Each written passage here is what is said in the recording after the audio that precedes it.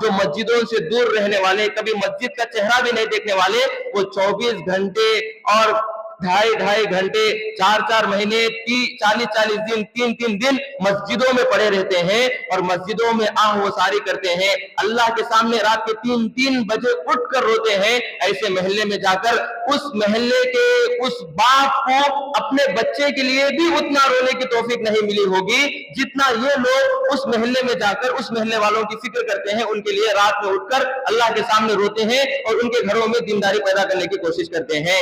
اس امت کو بہت سارے احسانات جس کام سے ملے ہیں، اس کام کی کچھ باتیں، کچھ احسانات آپ حضرات کے سامنے بیان کرنا ہے، یعنی تبلیغی جماعت کے احسانات اس امت پر۔ سب سے پہلے قرآن مجید کی آیت ہے جس میں اللہ تعالیٰ فرماتے ہیں وَمَنْ أَحْسَنُ قَوْلًا مِّمَّنْ دَعَا إِلَى اللَّهِ، اس سے اچھی کس کی بات ہوگی جو لوگوں کو اللہ کی طرف بلائے اور نیک اعمال کرے اور کہے وَقَالَ إِنَّنِي مِنَ الْمُسْلِمِينَ، اللہ کی طرف بلانا بہت بڑا کام ہے اور خود نیک اعمال کرنا یہ بھی بہت بڑا کام ہے۔ اتنا سب کرنے کے بعد آدمی کے اندر عجب پیدا ہو جاتا ہے، تکبر پیدا ہو جاتا ہے، اس واسطے یہ سب کیے بغیر وَقَالَ إِنَّنِي مِنَ الْمُسْلِمِينَ، بے شک میں فرما برداروں میں سے ہوں، مسلمانوں میں سے ہوں، میں کوئی دوسرا مخلوق والا نہیں ہوں بلکہ آپ اللہ کے فرما برداروں میں سے ہوں، اللہ کا فرما بردار بندہ ہوں۔ اسی طرح حدیث مبارکہ میں اللہ کے نبی صلی اللہ علیہ وسلم فرماتے ہیں کہ اس سے بڑا خوش نصیب، یعنی اللہ تعالیٰ اس شخص کو، اس قوم کو بہت ہی زیادہ خوش و خرم رکھتا ہے، تر و تازہ رکھتا ہے، بہت اونچا اور بلند کرتا ہے، جو سمع مقالتی، اللہ کی باتوں کو، نبی پاک صلی اللہ علیہ وسلم کی باتوں کو سنے اور لوگوں کو پہنچائے، لوگوں تک اللہ اور اس کے رسول کی باتوں کو پہنچائے۔ ان کے بارے میں اللہ کے نبی صلی اللہ علیہ وسلم فرماتے ہیں یہ ایسے لوگ ہیں جو بہت بڑے خوش نصیب لوگ ہیں جن کو اللہ تعالیٰ تر و تازہ رکھتا ہے، خوش و خرم رکھتا ہے۔ اس لیے اسی طرح تیسری حدیث ہے، اللہ کے نبی صلی اللہ علیہ وسلم نے فرمایا دنیا میں کوئی ایسا کچا پکا مکان باقی نہیں رہے گا جس میں اللہ اور اس کے رسول کی بات نہ پہنچائی گئی ہو۔ کیا معلوم ہوا؟ دنیا میں ہر گھر میں اللہ اور اس کے رسول اور شریعت کی بات پہنچائی جاتی ہے، اللہ اس کے ذمہ دار ہیں، پہنچائیں گے ضرور۔ اور کیسے پہنچائیں گے؟ اس کے بہت ساری شکلیں ہیں، بعض لوگ دعوت و تبلیغ کے ذریعے پہنچاتے ہیں، دیگر لوگ کسی اور ذریعے سے پہنچاتے ہیں، لیکن اصل اگر ہم کو دیکھا جائے جو کام جو منظم طریقے سے کیا جاتا ہے وہ یہی دعوت و تبلیغ۔ حضرت دو پہلو ہیں، پہلا پہلو کیا ہے؟ کنتم خیر امت اخرجت للناس، وہ بہت ہی زیادہ اچھے لوگ ہیں قوم میں، امت میں، جو لوگوں کو ہدایت کی طرف لے جاتے ہیں، ہدایت کی دعوت دیتے ہیں۔ اس میں حضرت اشرف علی تھانوی رحمۃ اللہ علیہ فرماتے ہیں پہلا حکم، پہلے وہ لوگ ہیں جو غیر مسلموں کو دعوت دے کر مسلمان بناتے ہیں، اور جتنے لوگ ہیں جو اللہ کی شریعت لوگوں کو پہنچا کر مسلمان بناتے ہیں، اس میں پہلا پہلو ہے کنتم خیر امت اخرجت للناس کا۔ دوسرا پہلو تأمرون بالمعروف وتنہون عن المنکر، یہ ہے مسلمانوں کی ذمہ داری، کیا ہے؟ اچھے کاموں کی دعوت دینا اور برے کاموں سے روکنا۔ اسی طرح حضرت علی میاں ندوی رحمۃ اللہ علیہ فرماتے ہیں یہ جو اللہ کی طرف بلانا، اسلام کی دعوت دینا، یہ دعوت فریضے کی اہمیت رکھتا ہے، یعنی اس قوم پر اللہ کی طرف لوگوں کو بلانا مسلمانوں پر فرض ہے، وہ چاہے کون سی بھی شکل اختیار کرے، اسی شکل سے کرنا فرض نہیں ہے، بلکہ لوگوں کو اسلام کی طرف بلانا، دعوت دینا یہ فرض ہے۔ حضرت علی میاں ندوی رحمۃ اللہ علیہ فرماتے ہیں اور پورے علماء کا اسی پر اتفاق ہے۔ اب اس جمعہ میں جو بات آپ حضرات کے سامنے عرض کرنی ہے وہ ہے حضرت الیاس جی رحمۃ اللہ علیہ کی محنتیں۔ حضرت الیاس جی رحمۃ اللہ علیہ دارالعلوم دیوبند کے شاگرد ہیں۔ حضرت الیاس جی رحمۃ اللہ علیہ دارالعلوم دیوبند سے پڑھے ہوئے ہیں۔ کون سا ہے وہ دارالعلوم دیوبند؟ آپ لوگ جانتے ہیں جب انگریزوں کا دور چل رہا تھا، مسلمان کو جینا مشکل ہو گیا تھا، अंग्रेजों का तसल्लुत हो गया था, तो अंग्रेजों के छुटकारे के खातिर दारुल उलूम देवबंद की बुनियाद रखी थी कासिम नानोतवी रहमतुल्लाहि अलैह ने। तो हजरत इलियास रहमतुल्लाहि अलैह भी दारुल उलूम देवबंद के शागिर्द हैं। और इसी तरह दारुल उलूम देवबंद के बड़े हजरत हैं रशीद अहमद गंगोही रहमतुल्लाहि अलैह, इनकी सोहबत याफ्ता है, इनकी तरबियत याफ्ता है। इनसे तरबियत, इस्लाही सुलूक, दिलों को पाक करने वाला सुलूक इनसे तय किए थे। हजरत इलियास रहमतुल्लाहि अलैह रशीद अहमद गंगोही रहमतुल्लाहि अलैह के साथ रहते थे, तरबियत का सुलूक का सिलसिला रखे थे।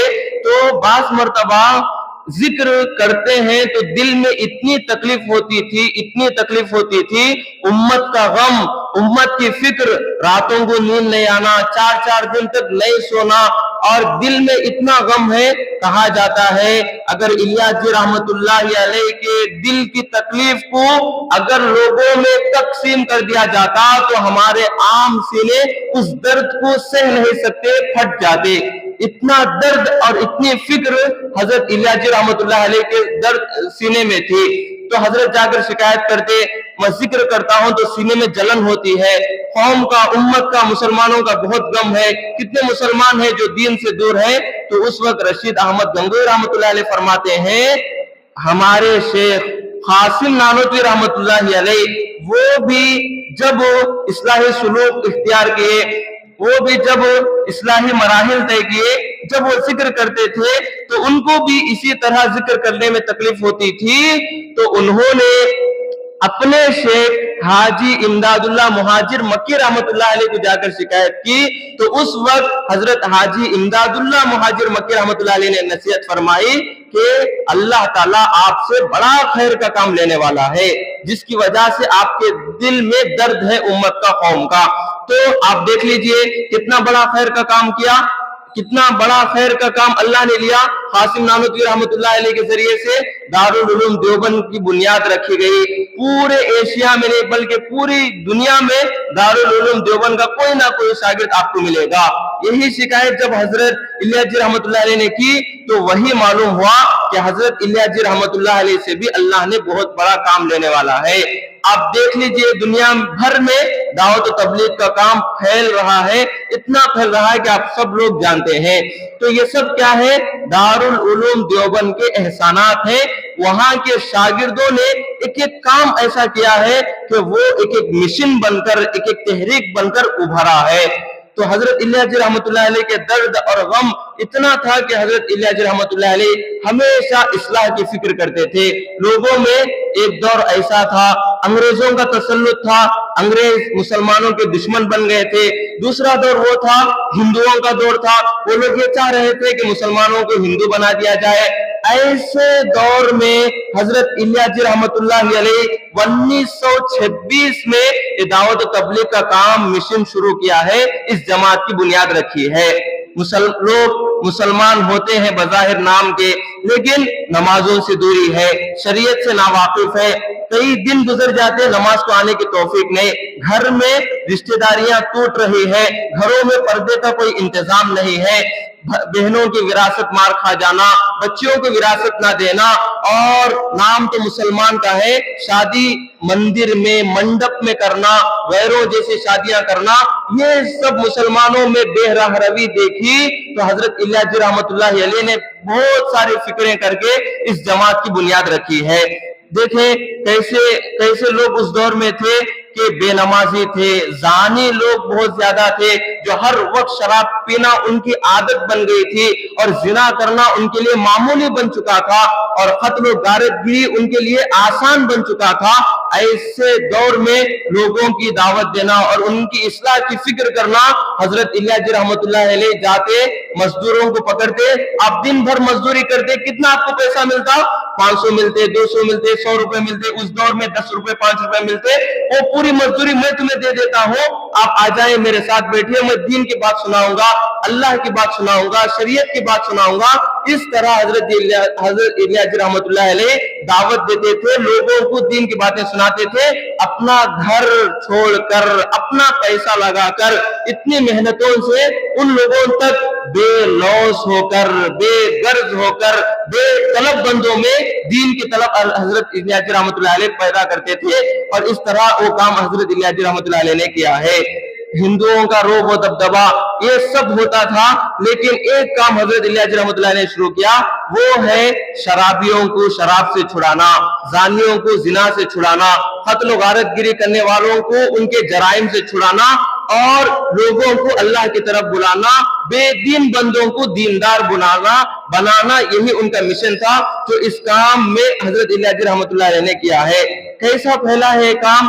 نہ میڈیا تھا، نہ اس دور میں کوئی اخبار تھا، نہ کوئی نیوز رپورٹر کرنے والے تھے، کوئی بھی نہیں تھے، لیکن اس درد کو، اس اخلاص کو اللہ نے اتنی قبولیت سے نوازا کہ ہندوستان تو ہندوستان، یہ کام عرب ممالک میں، ہندوستان کے علاوہ آباد جسے کہا جاتا ہے گلف کنٹریز میں، آباد کنٹریز میں، امریکہ، لندن، تھائی لینڈ، پورے واقعات آپ حضرات کو سنائیں گے کہ کیسے وہاں دین کا کام پہنچا ہے۔ یہ سب اللہ نے وہ صرف اور صرف اخلاص کی بنیاد پر وہاں تک پہنچایا ہے۔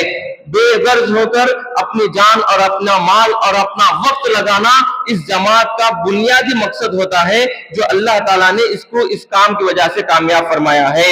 اور اسی طرح وہ لوگ جو بالکل دین سے دور تھے، وہاں پر اللہ کا اور شریعت کا دین پیدا کرنا، جو لوگ نماز سے اتنے دور، کبھی نماز کی توفیق بھی نہیں ملتی، لیکن جب ان کے گھر جا کر ان کو دعوت دی جاتی ہے، جو فرض نمازوں سے بھی غافل تھا، اب وہ بندہ تہجد بھی ناگا نہیں کرنے والا بن جاتا ہے۔ یہ سب اسی تبلیغی جماعت کے احسانات ہیں۔ کتنے لوگ ہیں وراثت کا مال کھا لیتے ہیں، لیکن اس جماعت کی برکت سے اور ان محنتوں کی کرامت سے اللہ تعالیٰ جو مسجدوں سے دور رہنے والے، کبھی مسجد کا چہرہ بھی نہیں دیکھنے والے، وہ 24 گھنٹے اور ڈھائی گھنٹے، 4 مہینے، 40 دن، 3 دن مسجدوں میں پڑے رہتے ہیں اور مسجدوں میں آہ و ساری کرتے ہیں، اللہ کے سامنے رات کے 3 بجے اٹھ کر روتے ہیں۔ ایسے محلے میں جا کر اس محلے کے اس باپ کو اپنے بچے کے لیے بھی اتنا رونے کی توفیق نہیں ملی ہوگی جتنا یہ لوگ اس محلے میں جا کر اس محلے والوں کی فکر کرتے ہیں، ان کے لیے رات میں اٹھ کر اللہ کے سامنے روتے ہیں اور ان کے گھروں میں دینداری پیدا کرنے کی کوشش کرتے ہیں۔ ایک مسلمان امریکہ جاتا ہے، کیا واسطے جاتا ہے؟ پیسہ خرچ کر کے، پیسہ کمانے جاتا ہے، وہاں جا کر میں اپنے بچوں کو پالوں گا، اپنی بیوی کو سونا لگا کر دوں گا، اپنے بچوں کو اونچی ڈگریاں دلاؤں گا۔ ایک مسلمان وہ ہے جو امریکہ، جو کویت، جو یورپ کنٹریز میں جا رہا ہے دنیا کمانے کے خاطر، لیکن دوسرا وہ مسلمان ہے جو اپنا پیسہ لگا کر، اپنے گھر بیچ کر، اپنی جگہ بیچ کر ان ممالک میں جا رہا ہے وہاں کے لوگوں کو انسان بنانے کے خاطر۔ جو لوگ زندگی بھر سود میں، رشوت میں، فائنانس میں ڈوبے ہوئے ہیں، جب ان لوگوں کو سمجھایا جاتا ہے، جب ان لوگوں کو حقیقی زندگی بتائی جاتی ہے، جب ان لوگوں کو اللہ اور اس کے رسول کی باتیں سکھائی جاتی ہے، تو ایک واقعہ معلوم ہوتا ہے۔ ایک آدمی جو $50,000 کما رہا تھا، پورا کمائی کا اس کا ذریعہ سود کا تھا، جب اس بندے پر محنت کی گئی تو اس نے اپنے بنگلوں کو، اپنے جائیداد کو، سب کو صدقہ کر دیا، سب کو اللہ کے راستے میں لٹا دیا۔ اب وہ بندہ ایک دوسرے شیخ کے پاس جا کر وہاں بکریاں چرانے کی نوکری لے لیتا ہے، وہاں جنگلوں میں رہتا ہے، 500 کی اجرت پر، 500 روپیوں کی اجرت پر وہ ڈیوٹی کرنے پر راضی ہو جاتا ہے۔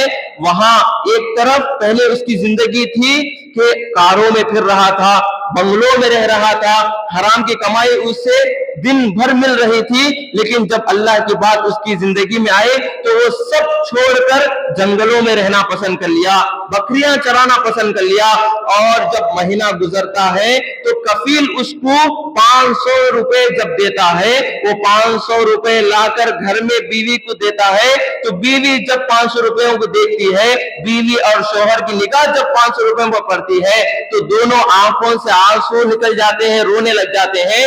بیوی کہتی कहती है, कई अरसे बाद अल्लाह ने मुझे हराम का लुक्मा अता किया, हलाल रोजी अता की, हलाल के 5 रुपए मिले हैं। ये सब क्या है?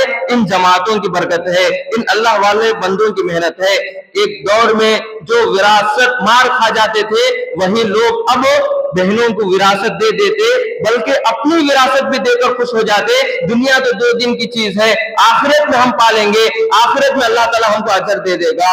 इस तरह के बहुत सारे वाकयात इस जमात से मिलते हैं। इसी तरह आपने देखा होगा मोहल्लों में बच्चों की तरबियत, जब बच्चा बिगड़ जाता है, आवारा बन जाता है, नशे का आदी बन जाता है, शराब का, गांजे का और सिगरेट का आदी बन जाता है, अब उसकी तरबियत से माँ आजिज आ गई, बाप आजिज आ गया, तो फिर वो माँ वो बाप आते हैं इन जमात वालों से, कहते हैं मेरे बच्चे को जमात में लेकर चले जाओ ताकि वो तरबियत वाला बन जाए, वो नेक दीनदार बन जाए। देखा आपने, बच्चों की तरबियत का जरिया भी ये जमात मिलती है। इसी तरह जो शोहर शराब का आदी बन गया, बीवी को जुल्म किए बगैर कभी उसका दिन नहीं गुजरा, बीवी को मारने लग गया और शहर में, मोहल्ले में, इलाके में इतनी बदनामी कि लोग उसे मौका मिले तो मार देंगे, क्योंकि पूरी रात की नींद उड़ा रहा है, पूरा सता रहा है।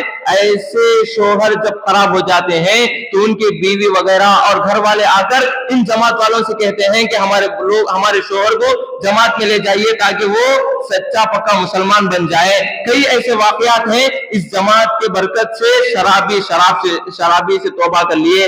और इसी तरह जुल्म करने वाले, कत्ल करने वाले, हर छोटी छोटी बातों पर कत्ल कर लेना, गुंडे बन जाना, आपने देखा होगा जमात से पहले रौडी किस्म के थे, गुंडे किस्म के थे, लेकिन अब इनकी मेहनत से इसकी तरबियत इतनी हुई, जिसके आने से लोग कतराते थे, जिनके आने से लोग नफरत करते थे, अब वो इस जमात की बरकत के बाद जब वो तरबियत वाले बन गए, अब उन्हीं लोगों को बुलाकर घर में दावत देते हैं और उन्हीं लोगों से दुआएं करवाते हैं।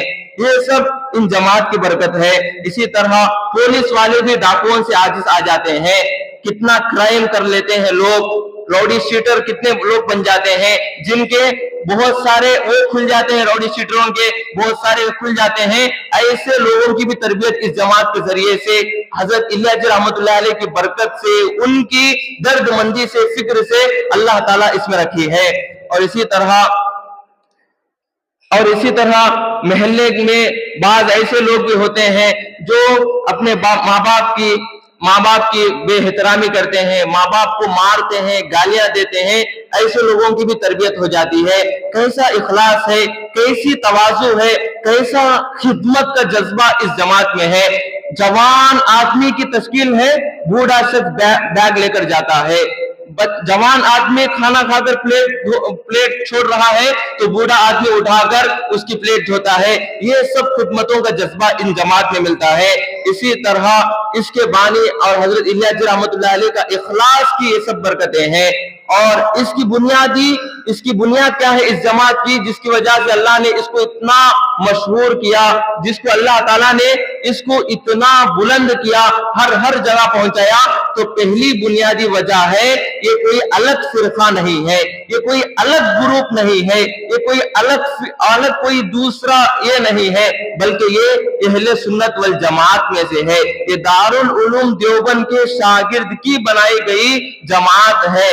और दूसरा, यहाँ जो भी काम होता है मशूरे से होता है। तीसरा, अपना जान अपना माल करते करते मरना, मरते मरते भी करना, ये अज़ाइम इस जमात में पाई जाती है। और इसी तरह तुम दुकान पर देखे होंगे कैसे कैसे लोग होंगे, झूठ का कारोबार, लायर है, जब उसे अल्लाह का खौफ नहीं, चोरी के केसेस भी लड़ता है, झूठे केसेस भी लड़ लेता है, लेकिन जब उसकी तरबियत होती है तो वो तौबा कर लेता है। हज़रत अल्लामा इकबाल रहमतुल्लाह अलैह के बारे में आता है कि उनकी वालिदा की जिंदगी पढ़ी जाए तो उनकी वालिदा ने भी, उनके शोहर जब वकील थे तो कुछ खा पी नहीं रहे थे शोहर की कमाई का। क्यों? क्योंकि मेरा शोहर वकील है, वकील की कमाई मशकूक होती है, कभी वो झूठे केसेस भी लड़ लेते हैं। तो वाकया बहुत लंबा है, بعد میں حضرت علامہ اقبال رحمتہ اللہ علیہ کی والدہ نے اپنے باپ کی دی ہوئی رقم سے ایک بکری خریدتے ہیں اور اس کی دودھ سے خود بھی پیتے ہیں اور اپنے بچے کو پلاتے ہیں. جتنا تقویٰ ان کی والدہ نے اختیار کیا تو بعد میں چاہ کر قوم کو نسل کو علامہ اقبال ملے ہیں. ایسے اونچے عزائم ایسی اونچی تربیت اس جماعت کی برکت سے ہوتی ہے. ہندوستان میں تو ہندوستان ہے، عرب میں کیسے کیسے واقعات ہیں اس جماعت کے. جب عرب متحدہ جماعت روس میں جاتی ہے تو ایسی مسجد میں جاتی ہے جہاں تالا پڑا ہوا ہے. جب اس مسجد میں جا کر صاف صفائی کرتی ہے، گرد غبار کو ہٹاتی ہے اور پاک صاف کرتی ہے. جب اذان کا وقت آتا ہے تو جب اذان دی جاتی ہے اس مسجد میں، تو جب اذان کی آواز اس مسجد سے نکلتی ہے تو اس مسجد کے پڑوسی میں 80 سال کی بوڑھی عورت جب اس مسجد سے اذان کی آواز سنتی ہے تو فوراً گھر سے باہر نکلتی ہے اور مسجد میں آ کر پوچھتی ہے، کون ہو تم لوگ، کون ہو تم لوگ، کہاں سے آئے ہو؟ میری عمر 80 سال ہے، 70 سال سے میں اس مسجد کو دیکھ رہی ہوں، کسی مسلمان کا قدم اس مسجد کی طرف نہیں اٹھا، کبھی اس مسجد کے آواز اذان کی میں نہیں سنی ہوں، لیکن 80 سال کے بعد جب اذان کی آواز اس مسجد سے میں سنی تو مجھے اپنا بچپن یاد آ گیا. اس طرح وہ عورت بوڑھی کہہ کر رونے لگ گئی ہے. یہ سب ویران مسجدوں کو آباد کرنے والی جماعت ہے. ویران مسجدیں، ایک بابری مسجد ہمارے ہاتھ سے چھوٹ گئی ہے کتنی کوششوں کے بعد بھی، لیکن ہم اپنے علاقے میں رہتے ہوئے اپنی مسجد کی آبادی کی فکر نہیں کریں گے تو بہت افسوس کی بات ہے.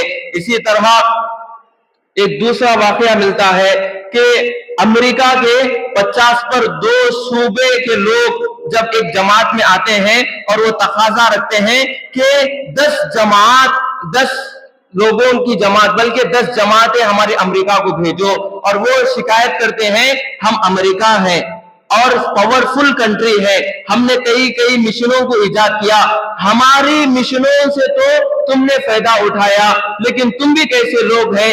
ایک اللہ کا کلمہ تمہارے پاس موجود تھا، تم آ کر ہم کو وہ کلمہ نہیں سکھائے ہیں، اور آئے بھی ہیں تو تاخیر سے، لیٹ سے آئے ہیں. اگر تم جلدی آ جاتے تو ہمارے ماں باپ کلمہ پڑھ کر مسلمان ہو جاتے تھے.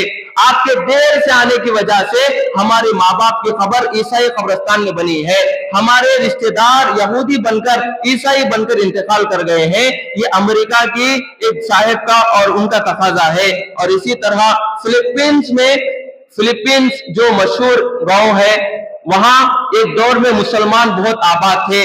دور ایسا پلٹا، اب مسلمان عیاش بن گئے، آوارہ بن گئے، دین و شریعت سے دوری اختیار کر لی. تو پھر جب فلپینز میں مسلمانوں کی جماعت جاتی ہے 1970 پر 6 میں پہلی جماعت جاتی ہے، 1970 پر 6 سے لے کر 1990 پر 3 تک وہاں جماعت محنت کرتی ہے، ان مسلمانوں کو پھر مسلمان پکے سچے مسلمان بناتی ہے.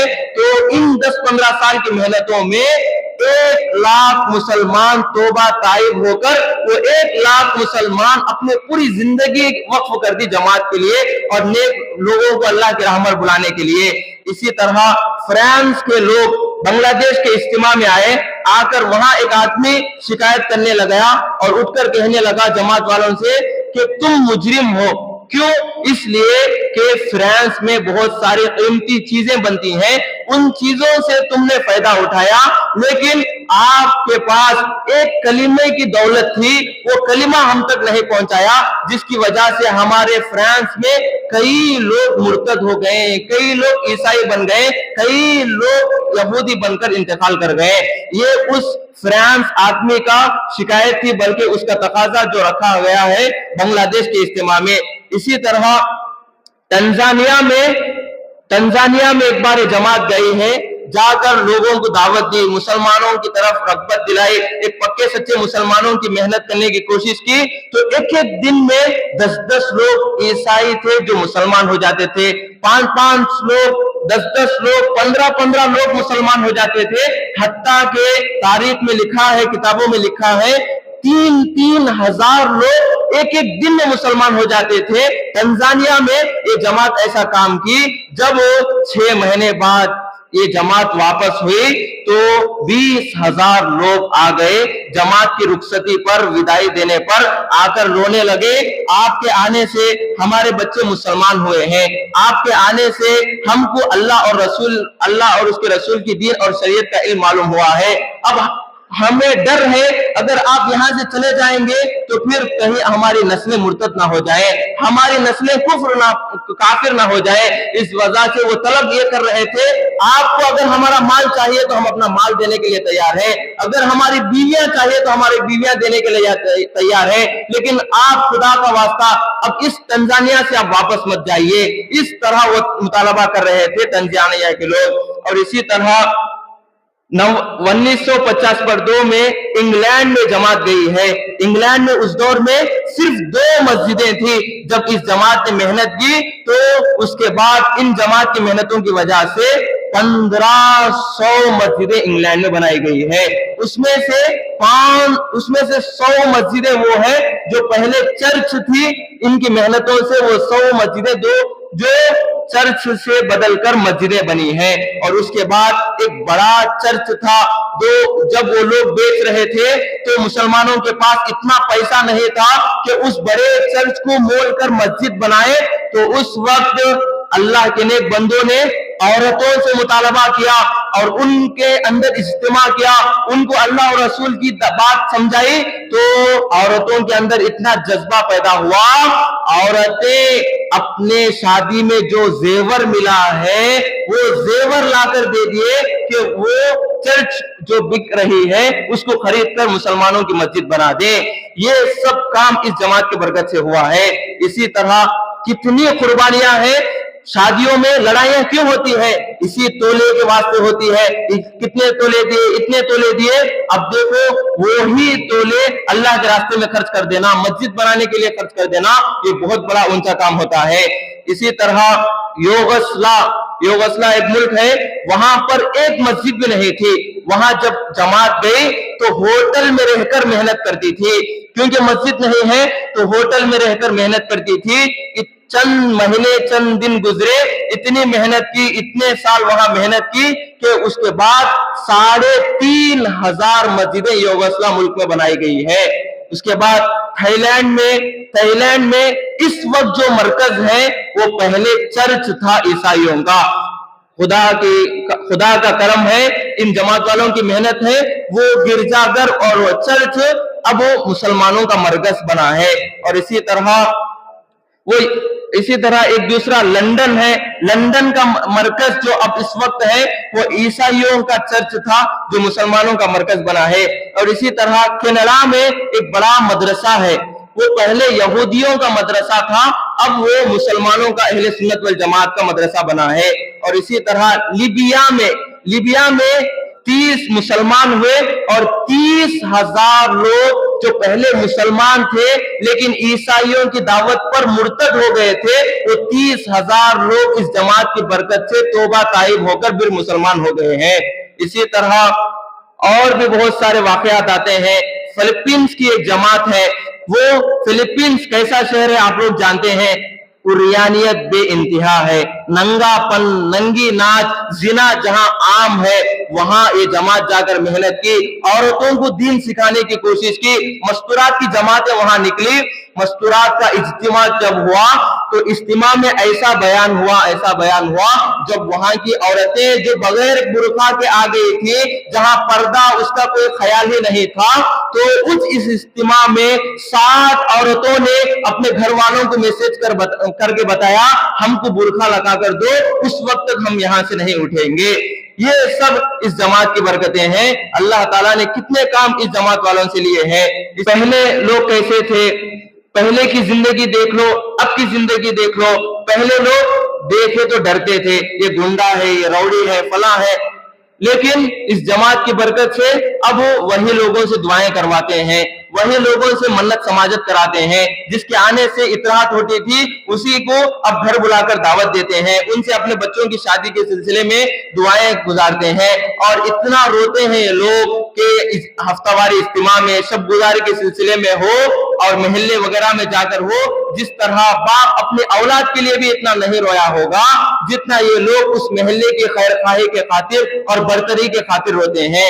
یہ سب محنتیں ہیں، اور آخر میں ایک بات کہہ کر اپنی بات کو سمیٹ لیتے ہیں، وہ یہ ہے، اب دیکھو یہ جماعت کا کام ہر قبیلے میں، ہر طبقے میں کیا گیا ہے، حتیٰ کہ سماج میں معذوروں کا طبقہ جو ہوتا ہے، جسے ہینڈ کلر جو کہتے ہیں، جو گونگا ہوتا ہے، بہرا ہو جاتا ہے، اسے عام طور پر اس کی محنت نہیں کی جاتی ہے، لیکن اس کے گھر پہنچ کر، حافظ پہنچ کر اور اس کے دکان پہنچ کر ان لوگوں کو بھی داعی بنانا، اتنا داعی بنانا، ہم لوگ زبان رکھ کر بھی اتنی محنت نہیں کر پاتے ہیں، اللہ اور اس کی رسول کی تعریف نہیں کر پاتے ہیں۔ اس جماعت کی برکت سے وہ گونگے لوگ ہیں جو بات بھی نہیں کرنا آتا، لیکن مرکز میں، جماعت میں کھڑے ہو کر اشاروں سے اللہ کی تعریف کرتے ہیں، نبی پاک صلی اللہ علیہ وسلم کی حدیثیں سناتے ہیں۔ یہ برکت ہے گونگوں میں بھی اللہ کے نبی صلی اللہ علیہ وسلم کے سچے وارثین اور حضرت الیاس رحمۃ اللہ علیہ کے نائبین اور ان کے لوگوں نے کی ہے۔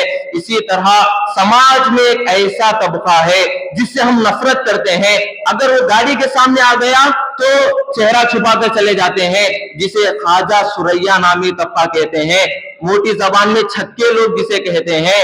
ایسے لوگوں میں بھی اگر دین کا کام اگر کوئی کر رہی ہے تو یہی جماعت کے لوگ ہیں جو وہاں پر جا کر دین کا کام اور ان کو اللہ اور رسول کی بات سمجھاتے ہیں۔ چنانچہ ایک واقعہ ملتا ہے، ایک خواجہ سریا کا بڑا آدمی جس نے اپنی زندگی کے 50 سال ناچنے گانے میں، شادیوں میں گزارا تھا، اور اس کے بعد اور لوگوں کے پاس پیسے مانگتا رہتا تھا، وہ اپنے چھوٹے خواجہ سریا یعنی چھوٹے چھپوں کا بڑا تھا، اس کو جب دعوت دی جاتی ہے وہ توبہ تائب ہو کر پکا سچا مسلمان ہوتا ہے، تو اس کے اندر میں 200 جو خواجہ سریا کے لوگ ہوتے تھے، وہ 200 لوگوں نے توبہ طائب کر کے مسلمان سچے پکے بن گئے ہیں۔ اتنی محنت ان اللہ کے بندوں سے اللہ نے لی ہے۔ تو اس واسطے اب آخری بات یہی ہے، اب جو کرپے کا اجتماع ہونے والا ہے، اس میں ہم چڑھ بڑھ کر حصہ لینا ہے، خدمت اور تعاون کرنے کی اب اس وقت بہت بڑی ضرورت ہے۔ اس لیے جو آدمی سورج کو تھوکتا ہے وہ سورج بدنام نہیں ہوگا، اس کے منہ پر ہی تھوک گرتا ہے۔ اگر کوئی سورج کو گرد آورود ڈالنا چاہے تو سورج کو ذرے برابر نقصان نہیں ہوگا، اس کا چہرہ بھی گرد و غبار ہو جائے گا۔ اسی طرح اتنی محنتیں اس کام کی ہے، اتنے عزائم اتنے ہیں، کرتے کرتے مرنا، مرتے مرتے بھی کرنا، اتنا کام اس کا پھیلا ہے، تو اس کو تانا شاہی کرنے سے، برا بھلا کہنے سے، نقطیاں غلطیاں گنتے رہنے سے ان کا کوئی نقصان نہیں ہوگا، بلکہ ہم خود اس سے استفادہ کرنے سے رک جائیں گے۔ اس واسطے نعمت کی قدر کرنی چاہیے۔ اللہ تعالیٰ سے دعا ہے کہ اللہ تعالیٰ جماعت کی برکتوں سے ہم کو بھی فیضیاب ہونے کی توفیق عطا فرمائے، اور ان کی خدمت میں ہم کو بھی حصہ لینے کی توفیق عطا فرمائے۔ وآخر دعوانا الحمدللہ رب العالمین۔